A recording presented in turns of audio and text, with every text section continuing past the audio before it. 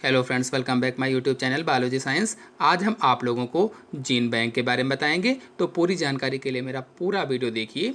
चलिए शुरू करते हैं। सबसे पहले जीन बैंक क्या है ये जान लेते हैं।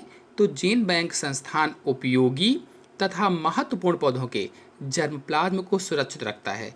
इनमें बीज, अंडे, कोशिकाएं, परागकण आदि को सुरक्षित रखा जाता है। अर्थात जीन बैंक एक प्रकार का जीव कोष है, जैसे कोषागार होता है बिल्कुल वैसे ही है, जहाँ पर आनुवंशिक पदार्थ को सुरक्षित रखते हैं। जो आनुवंशिक पदार्थ होते हैं, चाहे वो पौधा हो चाहे जंतु हो, उनको सुरक्षित रखा जाता है। इसीलिए कहा गया है कि जीन बैंक ऐसा संस्था है या ऐसी संस्था है जो उपयोगी यानी यूजफुल और इम्पॉर्टेंट यानी महत्वपूर्ण पौधों के जर्मप्लाज्म को सुरक्षित रखता है। अब जर्मप्लाज्म क्या है?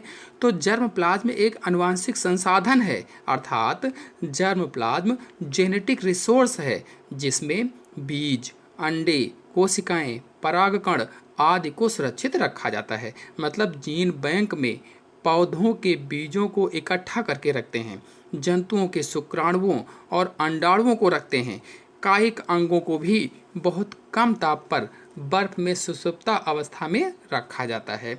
सुषुप्ता अवस्था यानी वो जागृत अवस्था में नहीं है, अंकुरण होने की अवस्था में नहीं है। कुल मिलाकर देखा जाए तो दुर्लभ या लुप्तप्राय, दुर्लभ यानी जो बहुत कम मिलती हैं, लुप्तप्राय जो खो रही हैं, खोने वाली हैं प्रजातियों को, और ऐतिहासिक सांस्कृतिक महत्व वाली प्रजातियों को, यानी दुर्लभ और लुप्तप्राय प्रजातियों को, ऐतिहासिक और सांस्कृतिक महत्व वाली प्रजातियों को संरक्षित रखने के लिए या कह लीजिए बचाने के लिए बीजों या जीवों के जीन को जीन बैंकों में रखा जाता है, ताकि किसी भी आपदा की स्थिति में इन जीन्स या बीजों से संबंधित प्रजाति को फिर से पैदा किया जा सके। यानी जब वो प्रजाति खोने लगे तो उस स्थिति में यहाँ से ले जा करके उसको फिर से उत्पन्न किया जा सके, पैदा किया जा सके।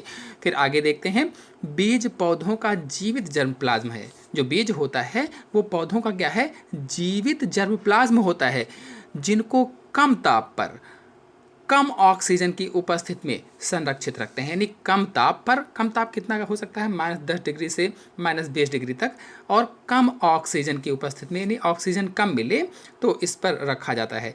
आवश्यकता होने पर इन बीजों से नए पौधे उत्पन्न किए जाते हैं। और मैंने बताया जब जरूरत पड़ती है, जब आवश्यकता होती है, तो इन्हीं पौधों से नए बीजों को उत्पन्न किया जाता है या किया जा सकता है, तथा उनके बीजों को भी इस विधि में सुरक्षित रखा जाता है। और फिर जो उनके बीज होते हैं उन बीजों को भी इसी विधि से सुरक्षित रखते हैं, यानी जीन बैंक में ही सुरक्षित रखा जाता है इसी हिसाब पर।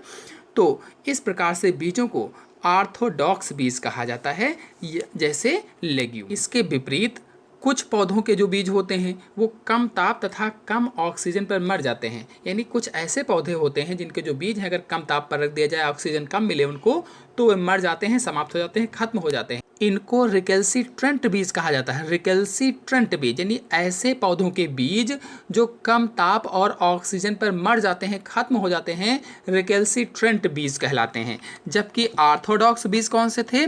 जो कम ताप और कम ऑक्सीजन पर संरक्षित रहते हैं और उनसे नए पौधे उत्पन्न हो जाते हैं, उन्हें ऑर्थोडॉक्स बीज कहा जाता है या ऑर्थोडॉक्स सीड कहते हैं। जैसे लेग्यूम होते हैं, जो फली वाले पौधे होते हैं, चाहे वो चना हो, दाल हो, अरहर हो, मटर हो, तो ये जो लेग्यूम पौधे होते हैं होता है।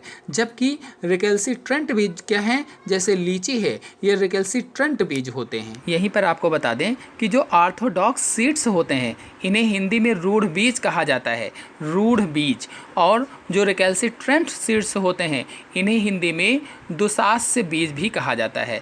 इसके अंतर्गत मैंने बताया चाय, रबड़, कटहल, नारियल, लीची, ये उदाहरण आते हैं। ये रिकैल्सिट्रेंट सीड्स कहलाते हैं।